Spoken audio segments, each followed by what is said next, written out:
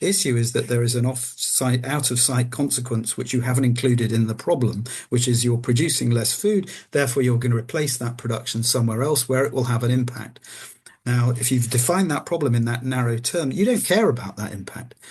But I do, and the planet sees that impact. And when you factor that into it, then you end up realizing that your local solution, which appears to be good at that scale, is anything but at a larger scale.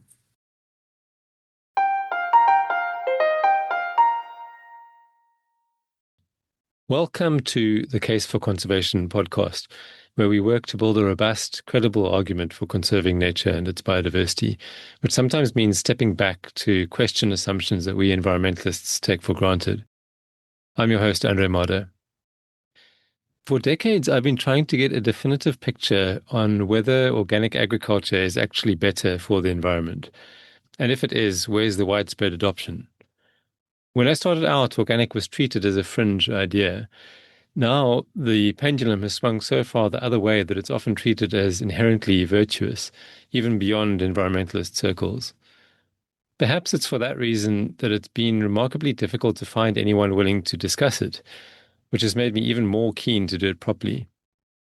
I finally found the perfect person for it, after realizing how relevant organic agriculture was to his main focus and another great interest of mine, the land sparing versus land sharing debate. Andrew Balmford is a professor of conservation science at the University of Cambridge and a fellow of the Royal Society, whom I met many years ago when he was on sabbatical in South Africa. He's one of the world's leading authorities on land sparing and land sharing, and as we discuss, organic is a somewhat classic example of land sharing. Andrew has spent the better part of 2 decades across 5 continents measuring what different kinds of agriculture do to biodiversity. We talk about what the data show, why he thinks the conservation movement has got organic wrong, and what a serious plan to feed the world without wrecking it would actually require. I began by asking Andrew to explain the difference between land sparing and land sharing.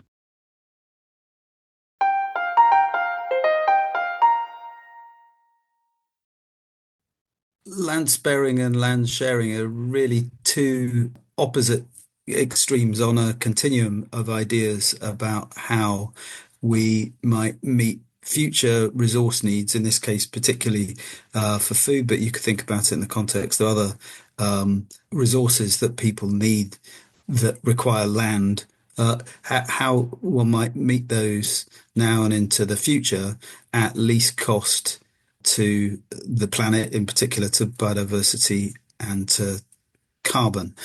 And so the land sharing idea is perhaps a bit easier to think about to start with. And it stems from the observation, which we've known since Rachel Carson's day, that high yielding industrial agriculture, the sort of thing we imagine when we think about intensive farming, that at the farm scale, that's bad for biodiversity. Most biodiversity can't live on farms like that and has widespread effects on the wider environment that concern lots of us environmentalists, but lots and lots of other people.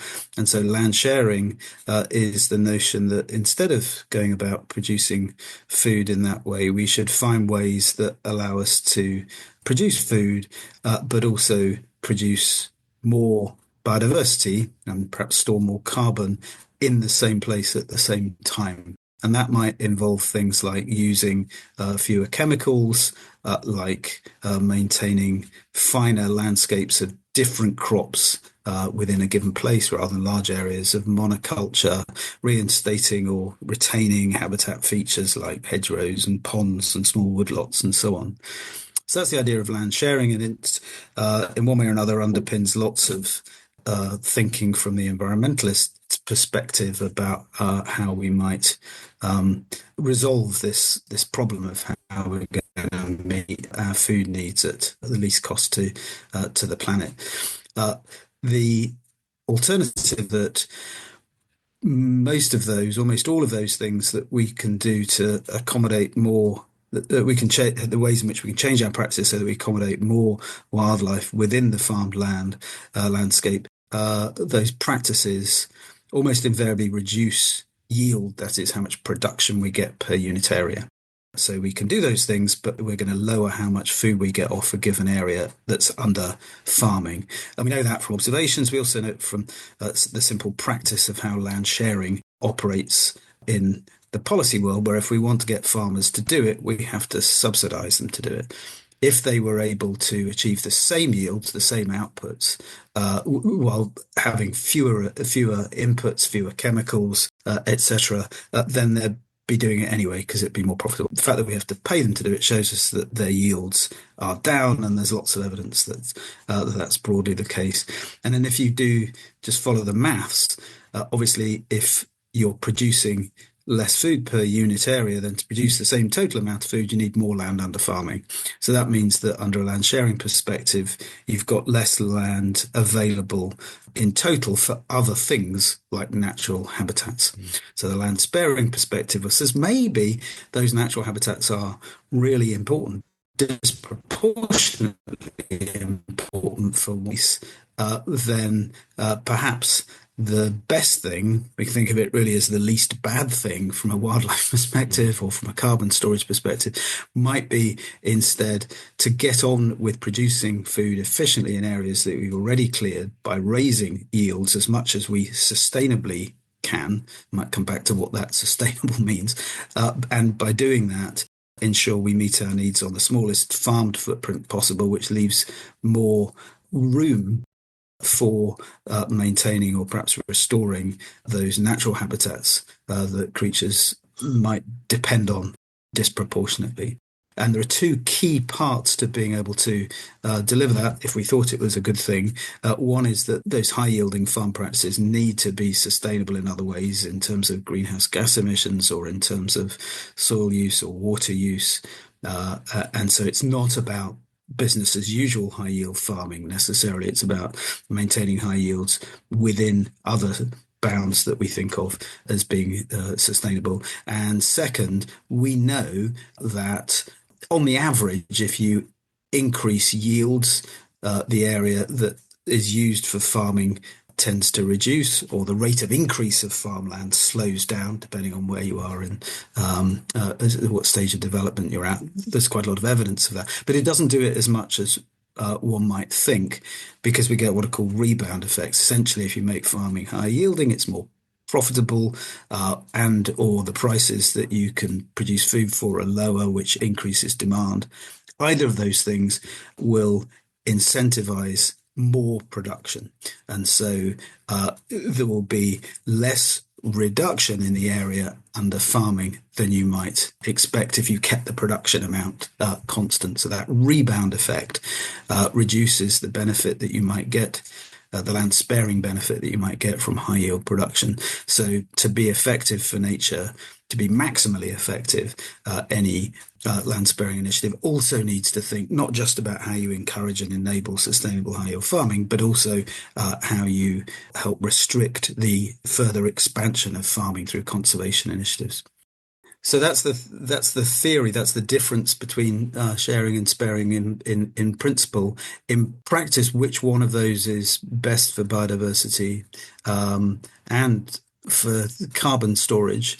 To answer that, you need to go out and measure biodiversity in all different land uses that you can imagine within a landscape, from intact natural habitat through low yielding through to the highest yielding farming you can sustainably get in your region, and see how biodiversity values or carbon storage values change as you move across that spectrum. And in a nutshell, which of them is going to turn out to be least bad, sharing or sparing, depends on how steeply those biodiversity values or carbon storage values fall away. And if they fall away relatively slowly, so that low yield farming, it's not as good as intact farming, but it's not much worse. And then it falls away steeply as you get to high yield farming. It turns out that land sharing, when you do the maths across the landscape as a whole, land sharing, that lower yield farming, is the best way forward. If on the other hand it falls away really steeply, then that's saying that most species and maybe carbon dense vegetation that depends pretty much on intact natural habitat. Hmm. And it doesn't make much difference once you've started farming how much you intensify production after that point. And if you do the maths on those sorts of landscapes, you find out that the best options come, the best outcomes are when you go for as high yield farming as you can, making as much space as possible for these particularly disproportionately valuable natural habitats. So it depends on those response curves. We've been very interested in going out and finding what those look like.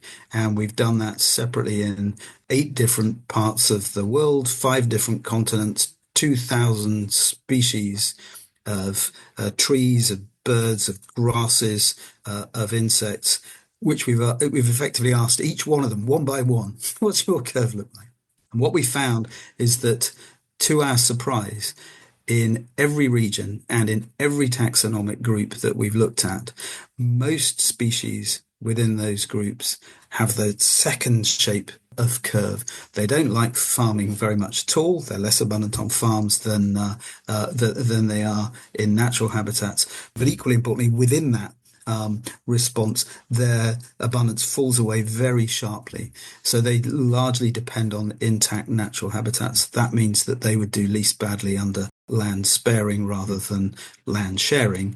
And so too does carbon that's stored on the landscape. So as soon as we start clearing natural habitats, whether that's woodlands or forests or wetlands, once we start converting them to farmed land, their carbon density falls away very steeply. So the same answer holds for carbon storage and therefore for climate outcomes Hmm. as well. Hmm.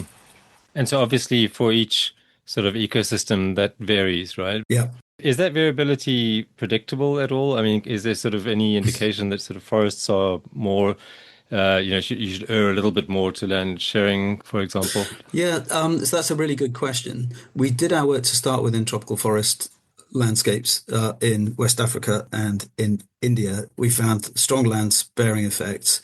And not surprisingly, people said, well, I can expect that for tropical forests. A field is not like a tropical forest. Go do it somewhere else. So then we sent other amazing students and colleagues off to work in more open landscapes like the Pampas and Kazakhstan, and they came back with the same answers, the same patterns. So open country natural habitats were, to our surprise, behaved similarly in this context. The place where we've seen a slight difference, which is interesting biologically and important in policy terms, turns out to be Europe, where in both Poland and in the UK, we found that while still a large chunk of species really don't like farmed land and depend on, or certainly thrive most in intact natural habitats. There's a subset of species, these occur everywhere, but they're more prevalent in Europe, of species that seem to do best of all on very low intensity farmed land. So these are species that nowadays benefit most from land sharing. And there are indeed a bunch of species that drive a lot of European agricultural, agri-environment policy. So in one way, we weren't surprised to see them, but they certainly do feature in European systems. And so when you do the numbers on those, the least bad options turn out not to be either extreme land sparing or extreme land sharing, but actually what we've called a three compartment approach, where you still have high yield farming, buying space for creatures in other land uses on the landscape. But instead of that just being then zero yielding natural habitat, you still need that for quite a lot of species. You also need some space, or you do best when you also have some space on the landscape which you retain for very low yielding farming. So a third compartment which these species thrive in. That's never going to be enough to feed those places, but it is important for a bunch of creatures that seem to be associated with those low disturbance farming regimes. We don't know why those are so prevalent in Europe, so why the picture there is slightly different. But in one intriguing study, we then sent another student off to one of the wildest parts of the Ukraine, not very far from our Polish study, where in Poland we were finding butterflies and birds which were really only thriving in low yield farming and not in quite big natural habitats in Poland. A few hundred kilometers to the east in a region of the Ukraine with wild flooding regimes, we were finding these creatures inside national parks, inside natural habitats. And it's our working hypothesis is that at least some of these organisms are adapted to high disturbance regimes, in this case flooding regimes, but possibly in other parts of the world, fire regimes or grazing regimes, which we've essentially domesticated.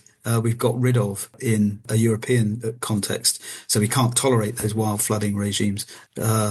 Subtly different outcomes in parts of the world which seem to have domesticated their disturbance regimes completely, even Hmm. in wild places. Yeah. Yeah, that's fascinating.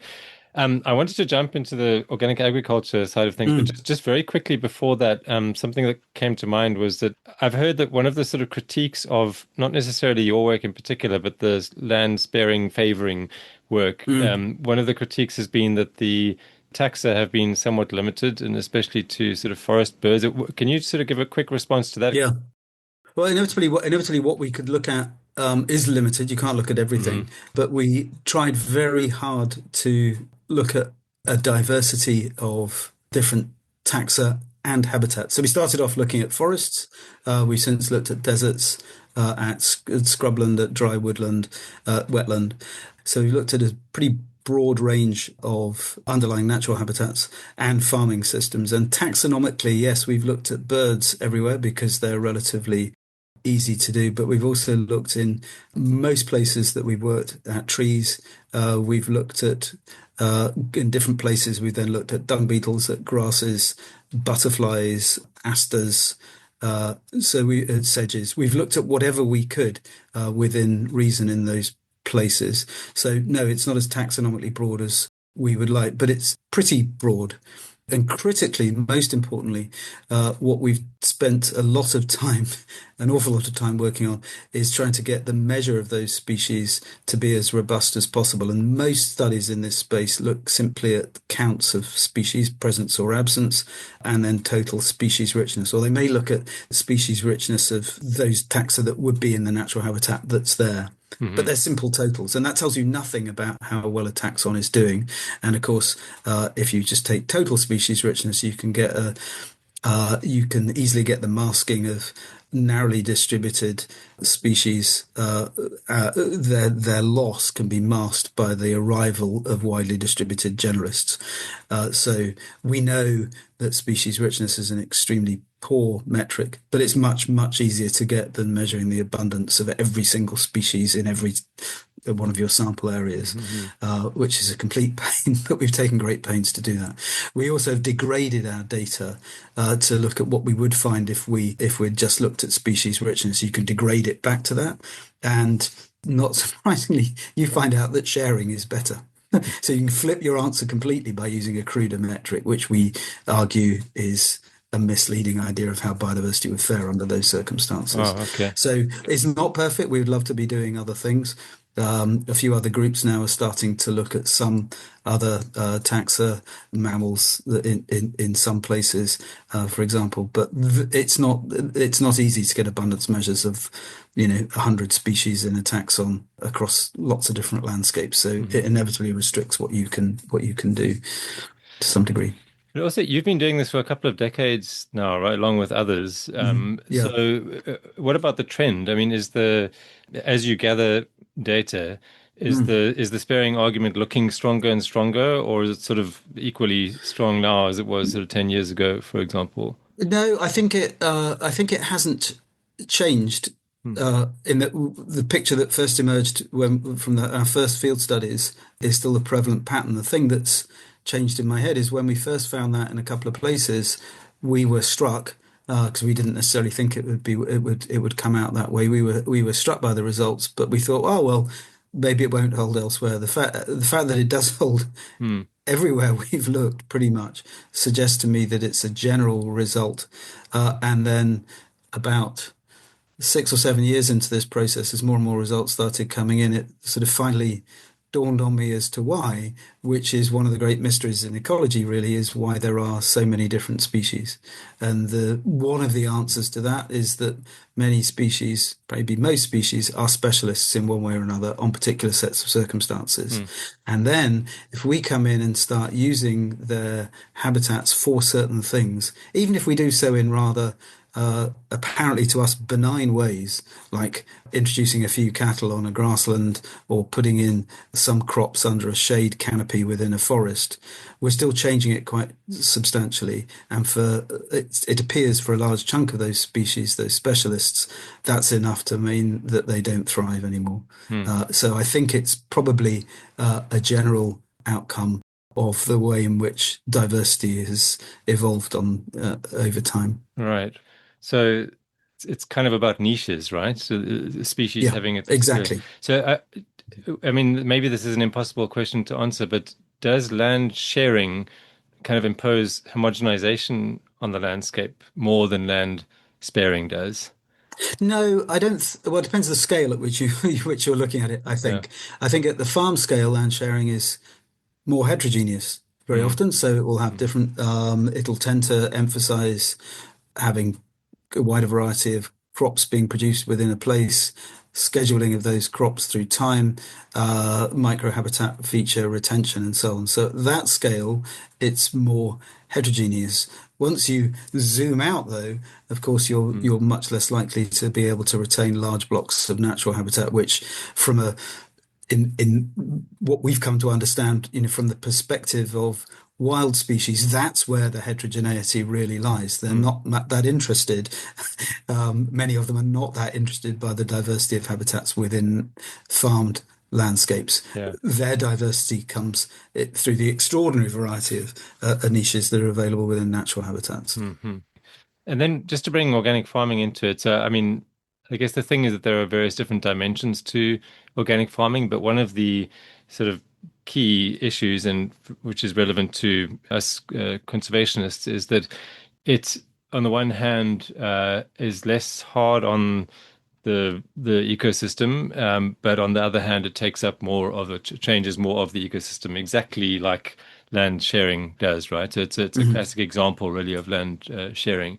Have you looked specifically at whether organic farming is kind of better than conventional farming in different circumstances, given this sort of land sparing and land sharing context?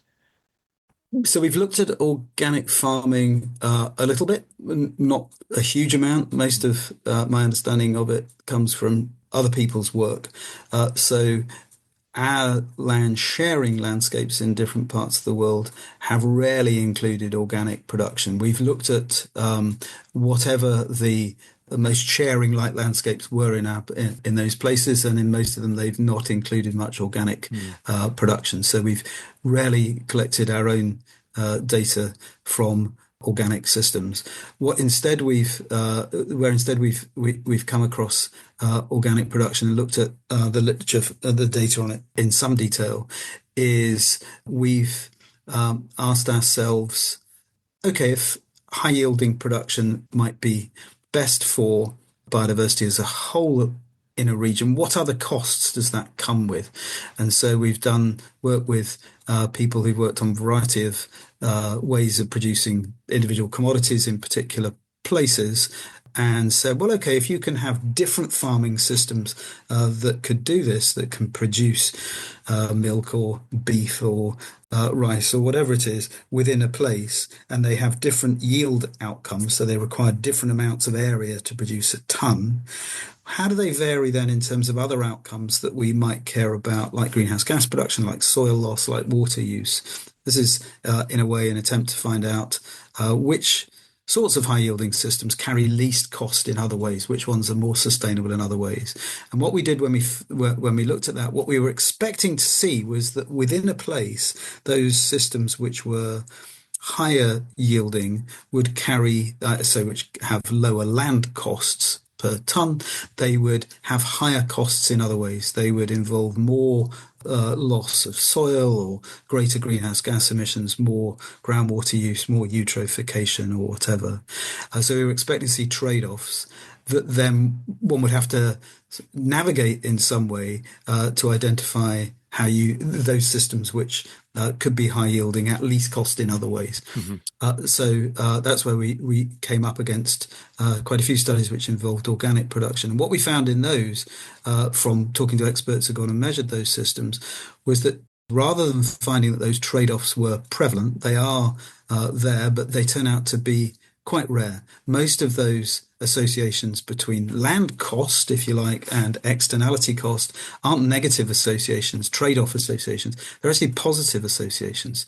So in Latin American beef production systems, for example, those practices which give you higher yields around pasture improvement, around better veterinary care, around silvopasture, they tend to have lower greenhouse gas emissions per ton of beef as well.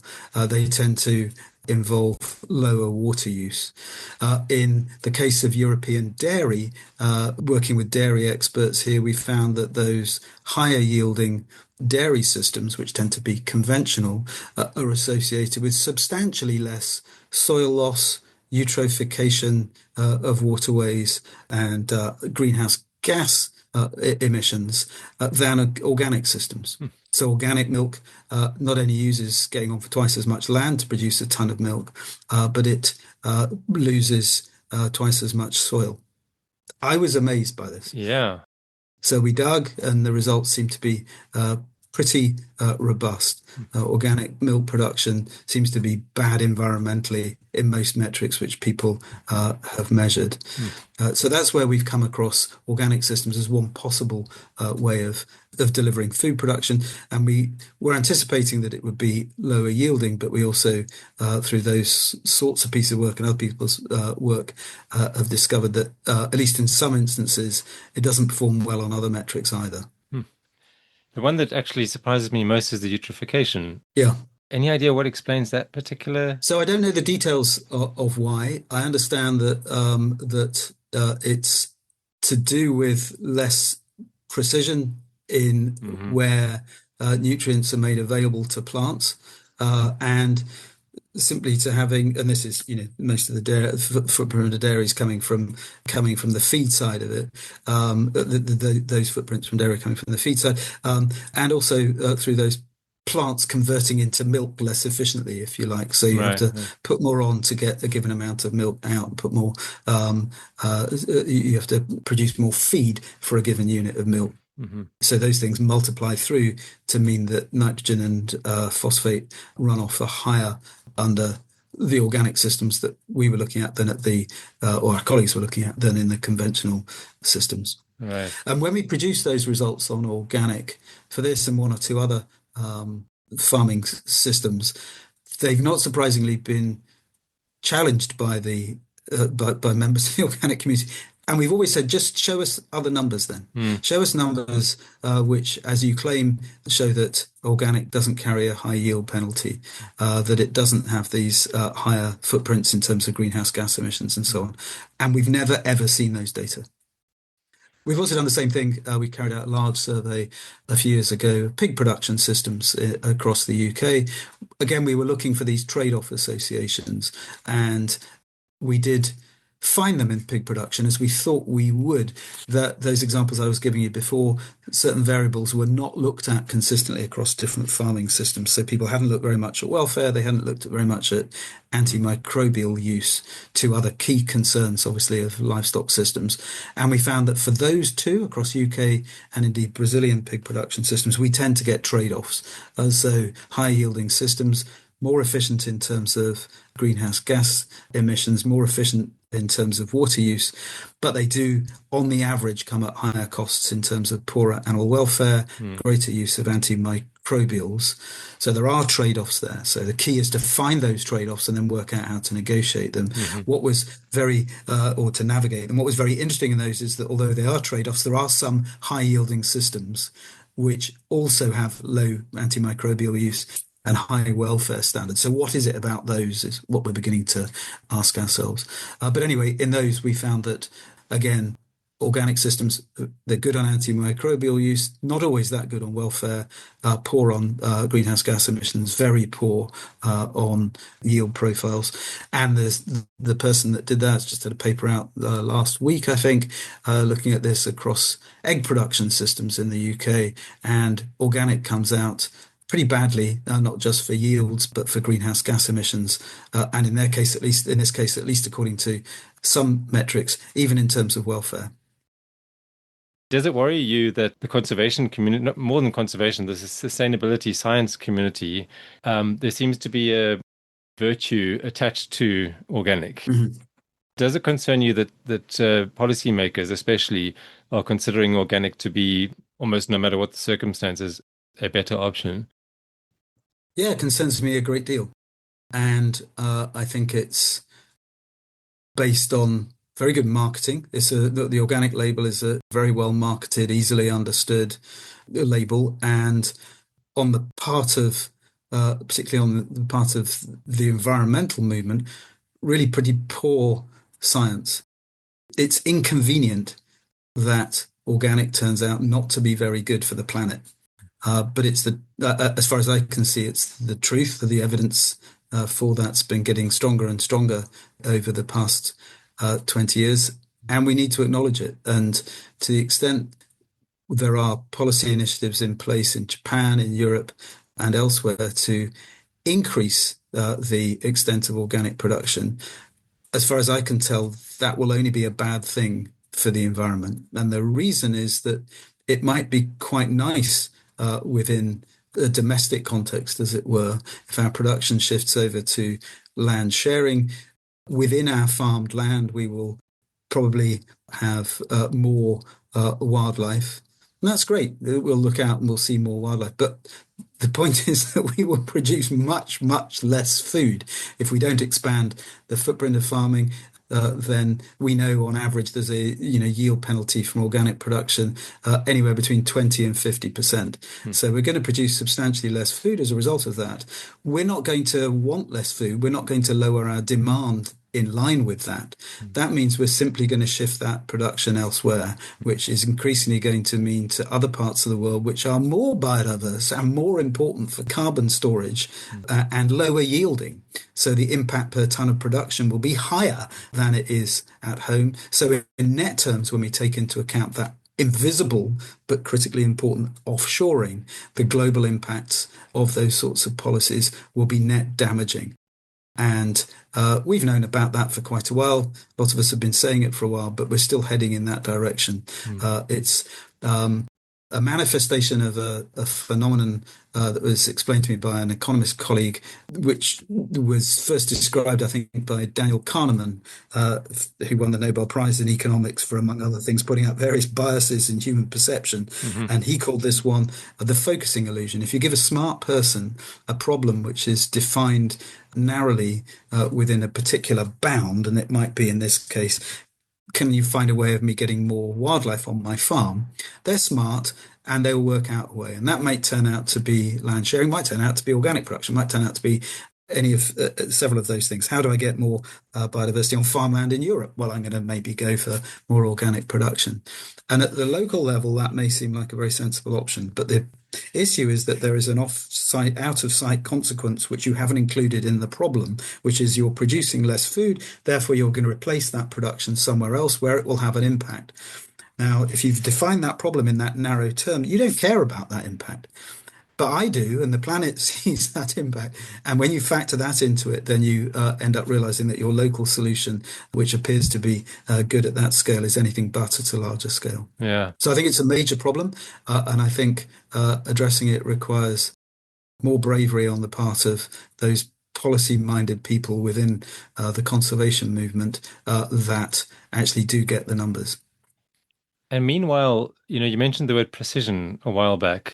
Precision agriculture is becoming better able to support a land sparing approach, right? Because Mhm. the land that you do use is becoming more intensively used. Mhm. On the other hand, organic agriculture is, I mean, I don't know, I'm speculating here, but from what I can see, organic agriculture is not evolving nearly as quickly as sort of Mhm. conventional agriculture is. It's sort of, I guess it's sort of relying on the inherent virtue Mm, of a land sharing kind of approach to keep it going, mm, whereas conventional agriculture is heading in a more and more precise direction. But that precision agriculture is quite expensive. mm. So the countries that you're talking about where the footprint is transferred to are countries where they don't really have the luxury of pursuing Mm. agriculture in that sort of Yeah, way. yeah. Yeah, so I think, as I said earlier, in advocating for higher yield production systems, maintaining existing high yield systems in places which are already achieving high yields and rapidly and very substantially increasing yields in many other parts of the world, that shouldn't be about business as usual land Right, efficient right. production systems, which often carry these other costs, which many of us are very concerned around in terms of excess fertilizer use um, or chemical runoff and so on. It's not about that. It's about newer, smarter ways of achieving those higher yields, and precision production systems are a key part of that. At one level, they can be very intensive in terms of high tech, and therefore entry into there's a barrier to using Mm, those systems. Those barriers are coming down.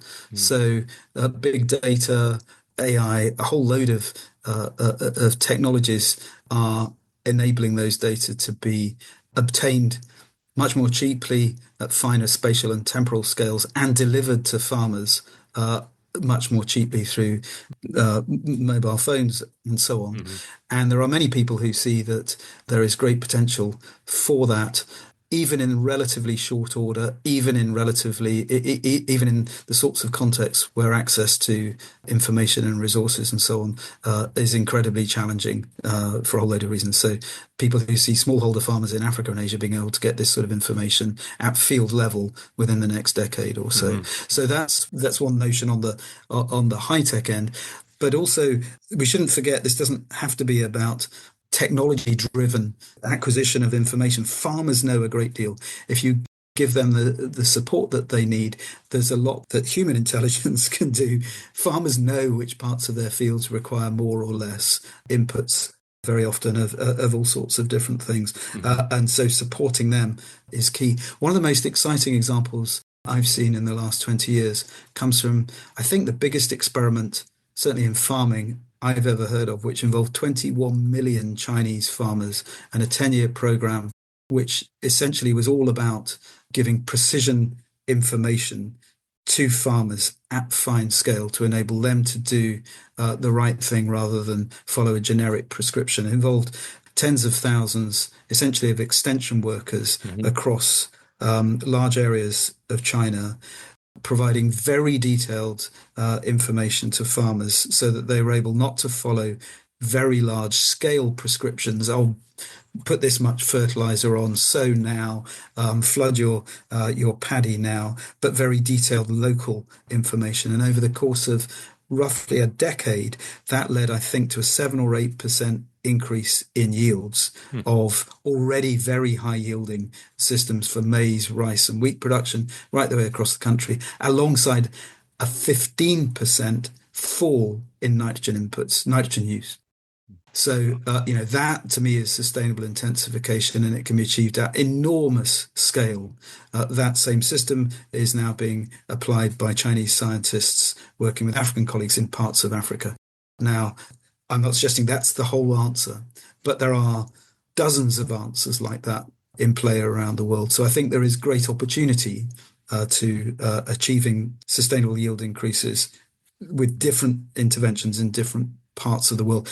I think the more I talk with agricultural scientists and economists and development experts, the key is actually not what we ought to be doing, but what are the barriers that stop farmers from doing those things now? Mhm. And that's often not about there not being a system that they can adopt. It's about knowing about that system. So extension work has obviously fallen apart in most parts of the world. It's about access to inputs, to markets, for farmers to buy what they need and sell what they've produced. It's about access to capital, all of those things. Mm. And those are much more systemic and difficult to resolve. They're development issues as much as agricultural issues, Right, but they will be key to effecting those sorts of changes. right. And sustaining the yields that we need. Yeah.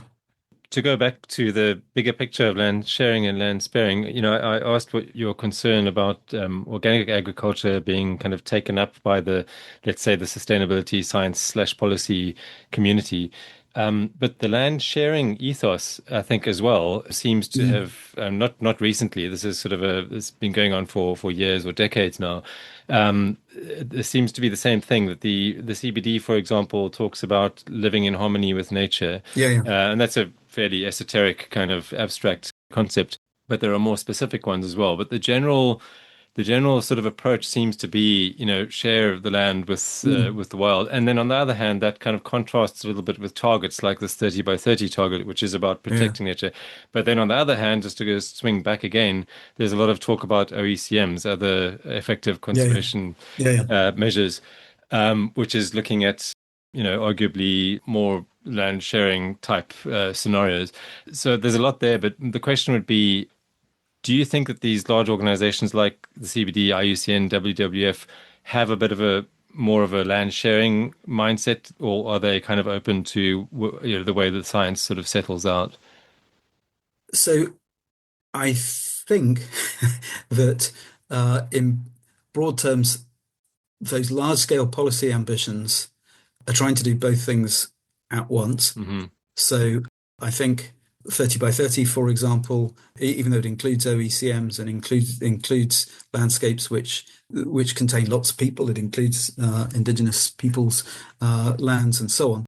That's talking about essentially very large areas of land and sea being managed primarily for biodiversity outcomes.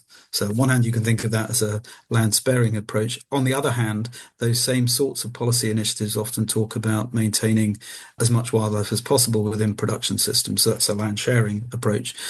I think they haven't, in the main, done the sums of how those two things add up. Hmm. And I think if we're serious about wanting 30% of all land and sea to be managed primarily for biodiversity, we have to be equally serious about thinking of how is humanity going to feed and house and fuel itself on the remaining 70% or 50% if we go to a half Earth type approach. And that requires some really difficult uh, conversations and hard thinking about what are we prepared to give up in order to achieve that 30% primarily targeted towards nature. And I don't think we've come around to that level of conversation yet. It's not straightforward. We can't have our cake and eat it. We're going to have to give up certain things. And I think my own view is conservation has spent too much the last 50 or 60 years saying no to many, many things. Hmm. And it has to say yes to some things in some places. And being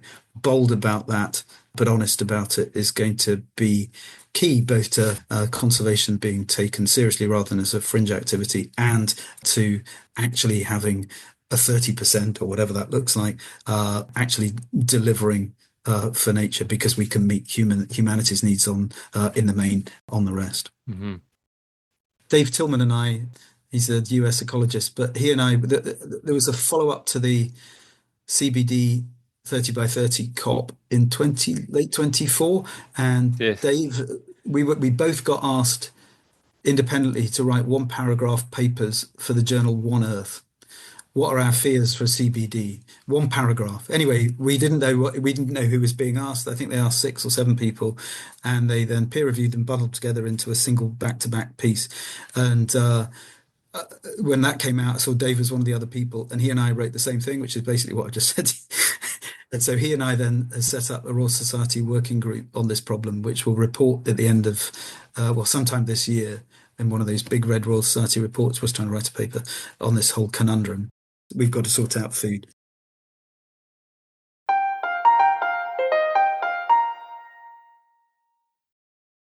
Next time, I'm joined by a return guest to the podcast, Alice Hughes.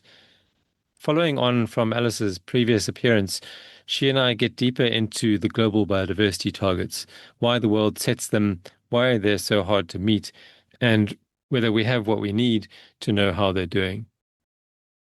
Thanks for listening. See you then. And if you're enjoying the show, please consider subscribing. Bye for now.